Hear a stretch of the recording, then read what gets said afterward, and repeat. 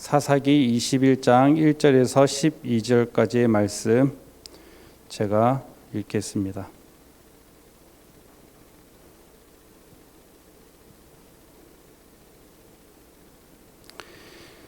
이스라엘 사람들이 미스바에서 맹세하여 이르기를 우리 중에 누구든지 딸을 베냐민 사람에게 아내로 주지 아니하리라 하였더라. 백성이 베델에 이르러 거기서 저녁까지 하나님 앞에 앉아서 큰 소리로 울며 이르되 이스라엘의 하나님 여호와여 어찌하여 이스라엘에 이런 일이 생겨서 오늘 이스라엘 중에 한 지파가 없어지게 하시나이까 하더니 이튿날에 백성이 일찍이 일어나 거기에 한 제단을 쌓고 번제와 화목제를 드렸더라.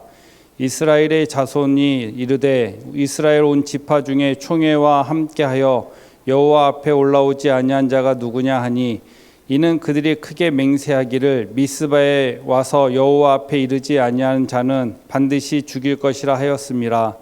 이스라엘이 자손이 그들의 형제 베냐민을 위하여 뉘우쳐 오늘 이스라엘 중에 한 지파가 끊어졌도다. 그 남은 자들에게 우리가 어떻게 하면 아내를 얻게 하리요? 우리가 전에 여호와로 맹세하여 우리의 딸을 그들의 아내로 주지 아니라 하였도다. 또 이르되 이스라엘 지파 중에 미스바에 올라와서 여호와께 이르지 아니한 자가 누구냐 하고 본즉 야베스 길앗에서는 한 사람도 진영에 이르러 총회에 참여하지 아니하였으니 백성을 계수할 때 야베스 길앗 주민이 하나도 거기 없었음을 보았음이라. 회중이 큰 용사 2만 2천 명을 그리로 보내매 그들에게 명령하여 이르되 가서 야베스 길르앗 주민과 부녀와 어린아이를 칼날로 치라.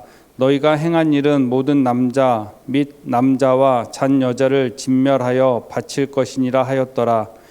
그들이 야베스 길르앗 주민 중에서 젊은 처녀 400명을 얻었으니 이는 아직 남자와 동침한 일이 없어 남자를 알지 못하는 자라. 그들을 실로 진영으로 데려오니 이곳은 가나안 땅이더라. 아멘. 오늘 읽은 사사기 21장은 이제는 이스라엘 백성들이 베냐민 사람들을 다 죽이고 난 이후의 사건입니다. 우리가 지난주부터 사사기를 쭉 살펴봤기 때문에 오늘 본문 중심으로 해서 좀 살펴보면 레위 사람이 첩이 있었는데 그 첩이 결국에는 기브아 베냐민 지파에 속한 기브아에서 이제 죽임을 당하고 그리고 레위 사람이 그 첩의 시체를 12조각으로 보내고 그 시체를 받은 이스라엘 백성들이 미스바에 모여서 베냐민과 싸우는 사건이 20장 앞에까지 기록되어 있습니다.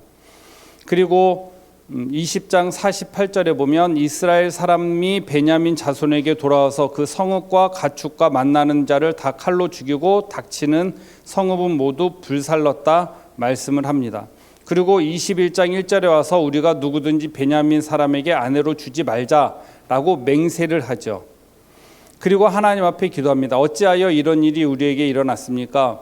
이 일이 일어난 것은 사실적으로 따져보면 하나님이 하신 게 아니라 이스라엘 백성들이 그렇게 한 거예요. 그런데 그것은 이제 하나님 앞에 그 잘못을 회피하고 떠넘기는 모습을 발견하게 됩니다. 그리고 5절에 보면 이스라엘 자손 중에 총회에 참여하지 아니한 사람들을 우리가 다 죽이자 또 맹세해요. 두 가지 맹세가 나오죠. 21장에는 이스라엘 백성들이 하나님 앞에서 미스바에서 두 가지 맹세를 해요. 하나는 베냐민 사람들에게 우리가 아내를 주지 말자. 그 얘기는 이제 베냐민 지파가 없어지게 된다는 거죠. 그런데 두 번째 맹세는 또 어떤 맹세를 하냐면 5절에 미스바에 와서 우리와 함께 하지 아니한 지파가 어딘지 살펴보고 그리고 그들을 죽이자 맹세를 합니다. 그런데 6절에 이스라엘 자손이 이제 뉘우치게 되죠. 이러다가 베냐민 지파가 없어지겠구나. 그럼 이 베냐민 지파를 존속시킬 수 있는 방법이 뭘까? 또 고민하고 생각한 끝에 뭐냐면 미스바에 우리가 함께 총회에 참여하지 않은 야베스 길앗 사람들이 참여하지 않았다. 그러면 우리가 맹세했으니까 야베스 길앗 사람들을 다 죽이자. 다 죽이는데 처녀만 살려놓고 그 처녀들을 베냐민 남자들과 결혼시켜서 베냐민 지파가 존속될 수 있게 하자 라고 하는 내용이 21장 1절에서 12절까지의 말씀이에요. 그럼 우리가 여기서 두 가지 맹세를 발견하게 되죠. 이스라엘 백성들의 하나님 앞에서 맹세한 두 가지 맹세를 발견하게 되어집니다. 그러면 이 맹세를 통해서 우리는 이 새벽에 함께 나누고자 하는 메시지가 무엇이냐면, 적용이 무엇이냐면, 이 맹세가 하나님 앞에 올바른 것이었는가? 그렇다고 한다면 올바르지 않은 것이었으면 돌이키는 게 신앙이다라는 거예요. 그럼 이스라엘 백성들은 이 맹세를 왜 돌이키지 않았을까? 왜 돌이키지 못했을까요? 왜 돌이키지 않았을까요? 제가 밤새 생각해 봤는데요. 꿈에서도 생각해 봤는데 결국에는 자존심 때문이에요. 신앙을 가정한 자존심 있잖아요. 우리가 맹세했다? 그런데 잘못한 거예요. 그럼 이 맹세를 하나님 앞에 고백하고, 하나님 우리가 잘못했습니다. 엎으면 돼요, 안 돼요? 다시 물을게요. 하나님 앞에 맹세했는데 새벽에 이렇게 소리 지르면 안 되는데, 맹세했는데 이걸 엎으면 돼요, 안 돼요? 고개로 이렇게 대답을 해주세요. 돼요, 안 돼요? 모르시겠어요? 하나님 앞에 맹세를 했어요. 우리가 베냐민 지파 기브아 사람, 그 범죄했던 타락한 그 사람들 다 하나님 죽이겠습니다, 맹세했어요. 그런데 그것이 실질적으로는 누구의 잘못이에요? 그리고 야베스 길앗 사람들이, 우리가 함께한 이 총에 올라오지 않은 야베스 길앗 사람들을 우리가 다 죽이자 맹세했어요. 그러면 이것이 하나님 앞에 잘못된 것이 발견되어지고 옳지 않은 것이 발견되어지면 맹세했지만 돌이키는 것이 맞아요. 그런데 왜 돌이키지 못해요? 자존심 때문에 그래요. 그 흔히 어르신들이 말하는 좀 매끄럽고 부드럽지 않은 표현이지만 알량한 자존심 때문에 그런 거예요. 하나님 앞에 내 자신감, 자존감, 이 고집, 자존심이 내려놓지 못하는 거예요. 그래서 이 사단이 난 거예요. 하나님 앞에 자존심 세울 이유가 없어요. 신앙이라는 이유로 하나님 앞에 맹세했고, 하나님 앞에 하겠다고 했던 그 이유로 내 신앙의 자존심을 지키기 위한 행동이 옳지 않다라는 거예요. 신앙을 가장한, 신앙을 지키기 위한 변명의 내 자존심을 지키기 위한 모습이 오늘 본문에서 발견되어지게 된다는 것입니다. 그러면 성경에서는 하나님은 돌이키는 자를 용서하지 않으시는 분이십니까? 아니에요. 돌이키는 자를 용서하시는 분이세요. 대표적인 인물이 누구예요? 베드로잖아요. 예수님을 3번이나 부인했잖아요. 그런데 예수님은 베드로를 용서하시고 네가 나를 사랑하느냐? 내 양을 먹이라 말씀하신 게 예수님이시잖아요. 예수님은 우리를 위해서 그래서 이 낮고 낮은 이 땅에 하나님의 아들이 하늘의 보좌를 내려와서 이 낮고 낮은 땅 위에, 그것도 마국간에 내려오신 이유가 뭐예요? 그 자존심 때문에. 자존심, 그거 하나님 아들 예수 그리스도에게는 존재한 것이 아니에요. 우리가 내세우는 것, 내가 누군데? 그러면 그 일을 할 수 없는 거예요. 설교를 준비하다가 사무실에 앉아서 번뜩 들었던 재밌는 얘기가 있습니다. 어떤 아저씨가 설렁탕 집에서 앉아서 막 화를 내더래요. 뭐라고 하냐면 내가 누군지 알아! 막 이러더래요. 그랬더니 직원들하고 사장님이 막 긴장하는 거죠. 누구시길래 저렇게 큰 소리를 치냐. 계속 그러대요. 내가 누군지 알아! 막 설렁탕 그릇을 두드리면서 내가 누군지 알아! 막 그러더래요. 그래서 다 긴장해가지고 누구신데요? 했더니 뭐라고 그러는지 아세요? 나 입이 까다로운 사람이야 그러더래요.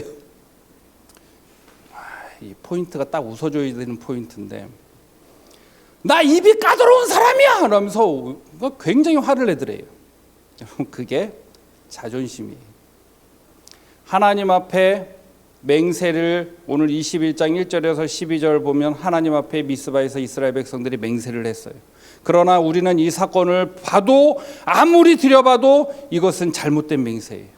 그런데 이스라엘 백성들은 왜 베냐민 지파 사건과 그리고 야베스 길앗 사건을 끊임없이 잘못된 맹세임을 알면서도 밀고 나갔습니까? 그곳에 하나님이 있는 것이 아니라 신앙을 가장한 나의 그 말에 대한 말을 지키기 위한 나의 자존심이 있었던 거예요.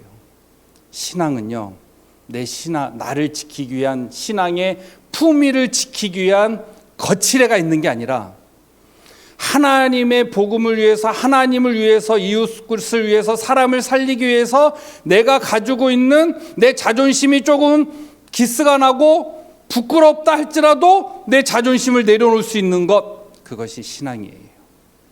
그것을 우리는 겸손이라고 얘기하는 것이죠. 그 겸손이 때로는 나에게 불편함을 줄 수는 있겠지만, 그러나 그로 인해서 씨앗이 되고 그리고 그것이 심겨진다고 한다면 하나님의 은혜와 하나님의 역사가 거기서부터 시작할 줄 압니다. 내가 누군지 알아?